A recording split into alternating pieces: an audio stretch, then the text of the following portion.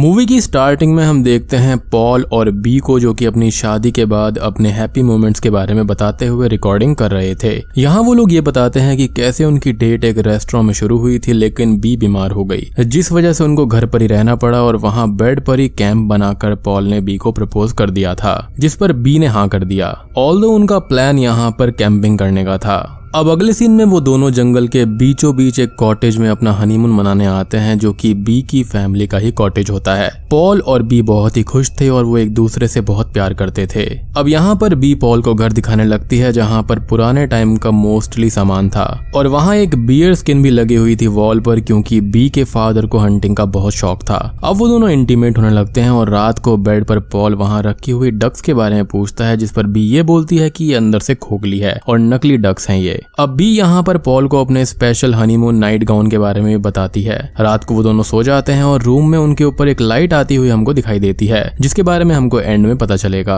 अब अगली सुबह ब्रेकफास्ट के टाइम वो लोग बहुत मस्ती करते हैं और पॉल उस बियर स्किन को देखकर फिर से पूछता है कि इसको किसने मारा, जिस पर बी ये बताती है कि इसको उसके फादर ने मारा था, जिनको हंटिंग बहुत पसंद थी। पॉल अब मजाक में बी से ये पूछता है कि क्या उसने किसी की हंटिंग करी है, जिसमें मजाक में बी ये बोलती है कि उसने फिशेज और फ्रॉग्स को मारा है अपने बेयर हैंड से, जो कि उसको बहुत पसंद था। अब वो दोनों बोटिंग के लिए जाने लगते हैं और पॉल सेफ्टी इक्विपमेंट लेने लगता है, एज उसको पानी से बहुत डर लगता था और इस पर बी मजाक करती है। अगले सीन में वो दोनों बोट पर होते हैं, जहाँ पर वो लोग थोड़ी और मस्ती करते हैं और बी यहाँ पर स्विमिंग के लिए डिसाइड करती है, लेकिन पानी बहुत ठंडा होता है, जिससे कि वो लोग स्विमिंग का प्लान ड्रॉप कर देते हैं। अब अगले सीन में वो दोनों एक रेस्टोरेंट पर जाते हैं, जहाँ पर कोई भी नहीं था और अंदर जाने पर वो एक आदमी को देखते हैं, जो कि बहुत ही परेशान था और लाइट्स भी बहुत ज्यादा फ्लिकर हो रही थी। पॉल और बी उस आदमी से रेस्टोरेंट का पूछते हैं, तो आदमी गुस्से में ये बोलता है कि ये रेस्टोरेंट बंद है और फिर से लाइट्स फ्लिकर होने पर वो आदमी अपना लैंप गुस्से में तोड़ देता है। अब पॉल और बी वापस जाने लगते हैं कि तभी वो आदमी बाहर आता है और बी को बोलता है और उसको याद दिलाता है कि वो उसका बचपन का दोस्त विल है। बी विल से मिलकर बहुत खुश होती है और वो लोग आपस में बात करने लगते हैं और विल ये बताता है कि ये रेस्टोरेंट उसकी वाइफ एनी की फैमिली का है, जिसको विल ही संभालता है।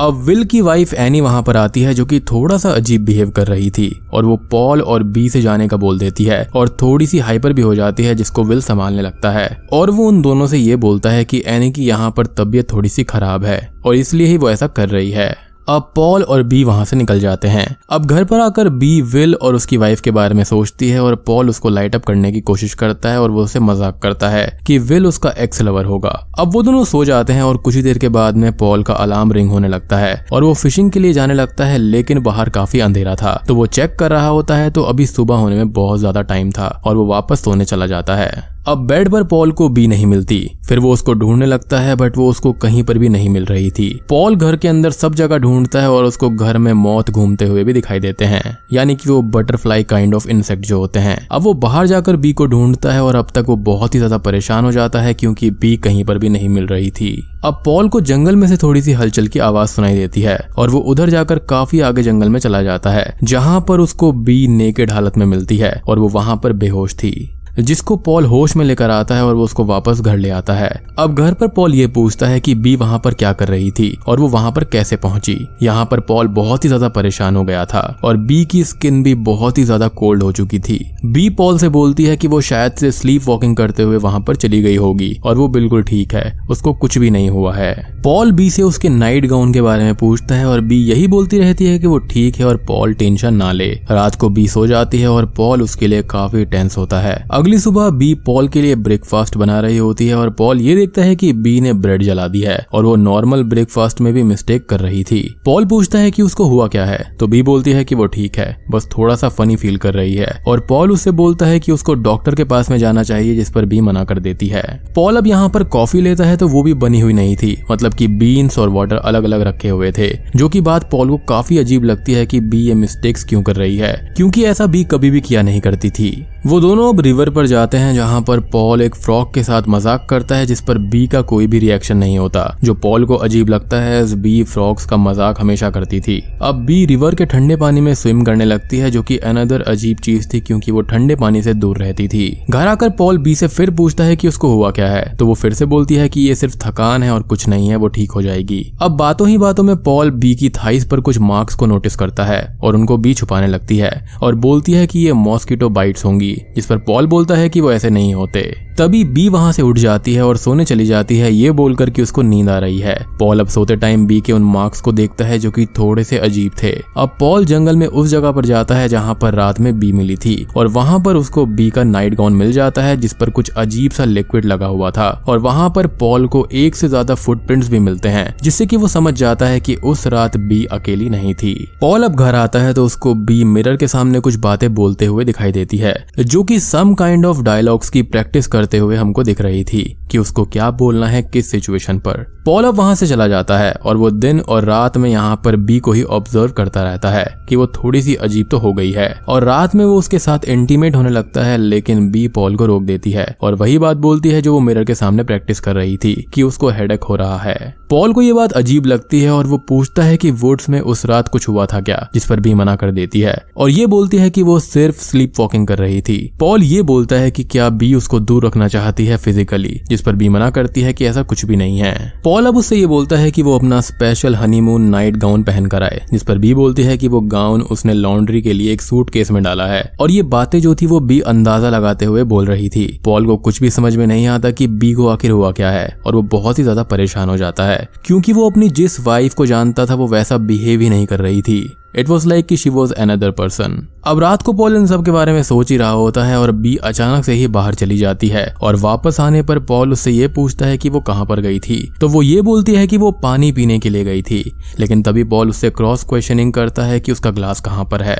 जिसका वो ऑब्वियसली कोई भी जवाब नहीं दे पाती। खैर अब वो दोनों सो जाते हैं और कैबिन के बाहर से एक लाइट को आता हुआ हम देख पाते हैं जो कि सब जगह पर जा रही थी और पॉल की नींद खुलने पर वो उस लाइट को देखता है और बाहर जाकर चेक करता है अपनी गन के साथ में जाकर। अब बाहर पॉल को वुड्स में कोई खड़ा हुआ दिखाई देता है जो कि पॉल को देखकर वहां से चला जाता है और पॉल उसके पीछे भागता है, लेकिन वो पर्सन या फिर कोई भी चीज जो होती है वो वहां से जा चुकी थी और पॉल उसको डराने के लिए एक गन शॉट भी फायर कर देता है। अब इस चीज से होता यह है कि घर पर बी भी जाग जाती है और वो बालकनी पर आती है और पॉल अंदर जाकर सभी विंडो और डोर्स को बंद करने लगता है और बोलता है कि बाहर कोई था जिसको चेक करने वो वुड्स में जाएगा, जिस पर बी उसको रोकने लगती है। पॉल बी से बोलता है कि कोई तो जरूर था, बट बी बार बार बोलती है कि कोई भी नहीं था। पॉल उससे ये भी बोलता है कि वुड्स में उसके साथ में कोई और भी था क्या, और बी उसको सच बता दे क्योंकि उसने फुटप्रिंट्स देखे हैं और वो बी से प्यार करता है, कुछ भी नहीं कहेगा, जिस पर बी मना कर देती है और वो ये कहती है कि वहां पर कोई भी नहीं था। अब पॉल का यहाँ पर जो शक होता है वो विल पर था। वो बी से बोलता है कि क्या उस रात विल उसके साथ था, जिस पर बी मना करती रहती है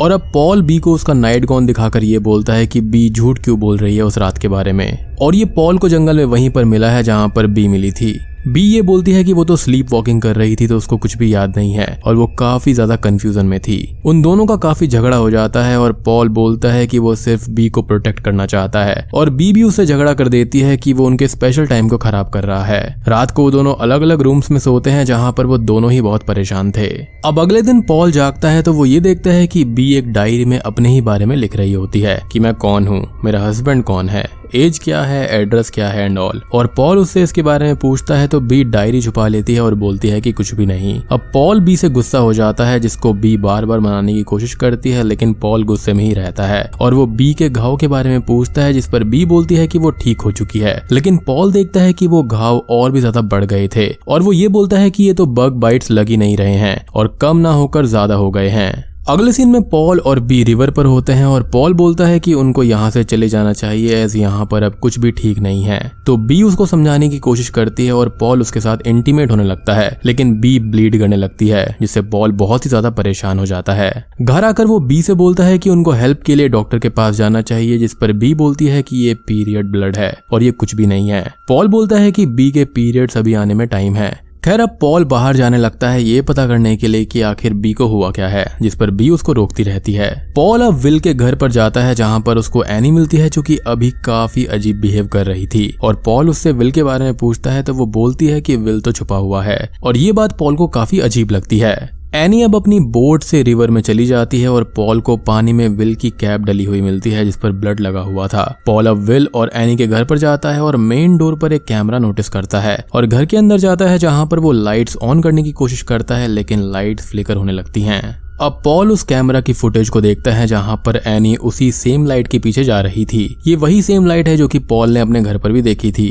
अब पॉल को यहाँ पर दीवार पर लगे हुए कुछ नोट्स दिखाई देते हैं जिस पर वैसी ही बातें लिखी हुई थी जैसे कि बी अपनी डायरी में लिख रही थी कि मैं एनी हूँ, मेरा हस्बैंड विल है एंड ऑल। पॉल ये सब देखकर परेशान हो जाता है कि यह है क्या। अब स्ट्रेंजली पॉल उन पेपर्स पर भी उसी लिक्विड को नोटिस करता है जो कि बी के नाइट गाउन पर लगा हुआ था। पॉल अब वहां से जाने लगता है और हम उसके पीछे किसी शैडो को देखते हैं। पॉल घर पर आ जाता है और बी की डायरी उठाकर पढ़ने लगता है और बी भी अब तक यहाँ पर आ जाती है और पॉल उससे पूछता है कि डायरी की बातों के बारे में और अपने बारे में बताने को बोलता है। तो बी किसी रटी हुई चीज की तरह जवाब देने लगती है कि मैं कौन हूँ, मेरा पति कौन है, मैं कहाँ पर पैदा हुई, एटसेट्रा एटसेट्रा। पॉल बी से पूछता है कि आखिर हो क्या रहा है और एनी और बी आधी रात में क्यों जाग जाती हैं, बाहर कौन खड़ा रहता है और वो विल नहीं है क्योंकि विल की ब्लड वाली कैप पॉल को मिली थी। बी बोलती है कि वो पॉल को प्रोटेक्ट करना चाहती है और पॉल अब गुस्से में कार कीज को ढूंढने लगता है जो कि उसको कहीं पर भी नहीं मिलती और वापस जाता है बी से पूछने तो वो वॉशरूम में होती है और वो खुद के प्राइवेट पार्ट में किसी चीज को धकेल रही होती है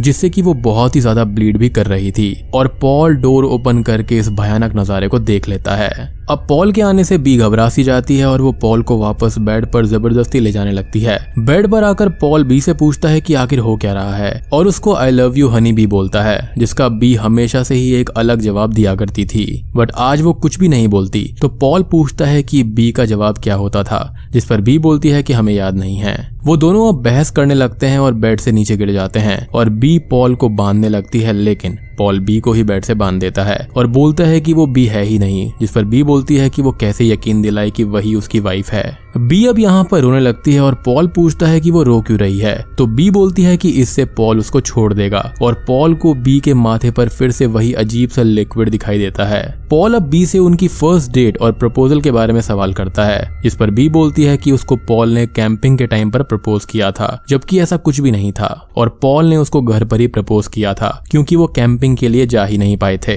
पॉल अब यहाँ पर बहुत ही ज्यादा परेशान हो जाता है और वो ये बोलता है कि वो बी जैसी दिखती है, स्मेल करती है लेकिन बी है नहीं और वो उससे सवाल करने लगता है कि रियल बी है कहाँ पर। तभी पॉल यहाँ पर बी के प्राइवेट पार्ट पर हाथ रखता है तो उसको एक बहुत बड़ा सा पेड़ या फिर कोई एलियन क्रीचर जैसा फील होता है जिसको वो बाहर निकालता है और बी भी उसे बाहर निकालने का बोलती है। पॉल उस चीज को बाहर निकाल देता है जो कि काफी अजीब था और किसी तरह का मॉन्स्टर या फिर पेड़ जैसा लग रहा था और वो जो चीज थी वो लिविंग थी लेकिन बाहर निकलने से वो चीज मारी जाती है। लुक्स लाइक कि बी को किसी ने पजेस किया था या फिर उसको कोई कंट्रोल कर रहा था एलियन। पॉल अब रूम से बाहर आ जाता है क्योंकि वो परेशान हो चुका था और उसको ये सब देखकर काफी अजीब लग रहा था और उसे यकीन ही नहीं होता कि उसके साथ में हो क्या रहा है। तभी घर की लाइट्स भी फ्लिकर होने लगती हैं। अब तभी बी भी बाहर आ जाती है पॉल के पास में और पॉल उससे बोलता है कि उसको यहाँ से ले जाएगा जिस पर बी रोते हुए ये बोलती है कि पॉल कुछ भी नहीं कर पाएगा, यहाँ से वो लोग नहीं जा सकते। बी अब आगे ये बोलती है कि उस रात उन लाइट्स में से उसने कुछ लोगों को देखा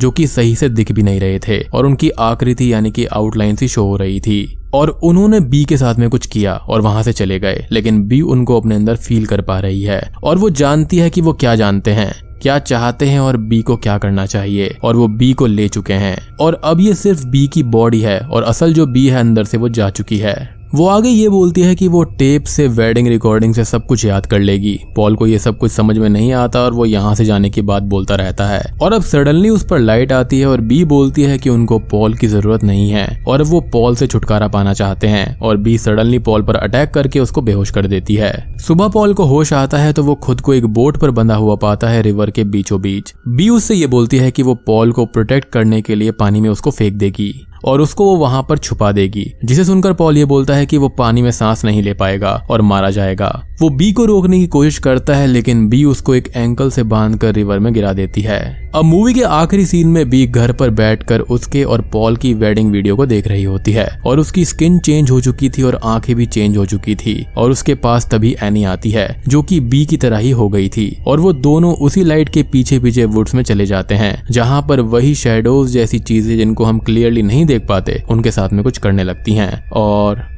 बूम, ये मूवी यहीं पर खत्म हो जाती है। तो दोस्तों ये थी हनीमून मूवी की कहानी। मूवी का जो माहौल है वो काफी ज्यादा टेंस्ड है। अब यहाँ पर असल में तो ये नहीं दिखाया गया है कि यहाँ पर क्रीचर्स वगैरह हैं कौन। तो यहाँ पर बेसिकली दो थ्योरीज आती हैं। सबसे पहली थ्योरी ये कहती है कि ये सोशल कमेंट्री है कि यहाँ पर जो प्रेग्नेंट वुमेन होती हैं जिनके मिसकैरेज हो जाते हैं वो अंदर से कैसा फील करते होंगे, ये उस चीज को दर्शाता है। लाइक एक औरत जो होती है वो अंदर से कैसा फील करती है, और वो जो एलियन क्रीचर निकला था वो बाद में डेड हो गया था, तो मेरे ख्याल से वो मिसकैरेज को दर्शाता है। और विल की जो वाइफ थी एनी, वो भी सेम चीज फेस कर रही होगी जिसको यहाँ पर इनके हस्बैंड समझ नहीं पा रहे होंगे। लाइक सपोज आपने ऐसी किसी लेडी को देखा होगा तो आप जरूर जानते होंगे कि वो अंदर से कैसा फील करती हैं। लाइक हर टाइम कुछ ना कुछ सोचते रहना, अपने ही थॉट्स में डूबे रहना और काफी ज्यादा चीजें भूल जाना इत्यादि। तो ये सारी चीजें जो हैं वो उस चीज को स्टेट करती हैं, और एक वुमेन के अंदर प्रेगनेंसी के दौरान जो चेंजेस आते हैं ये उसको दर्शाता है। अब बात करें यहाँ पर सेकंड थियरी के बारे में,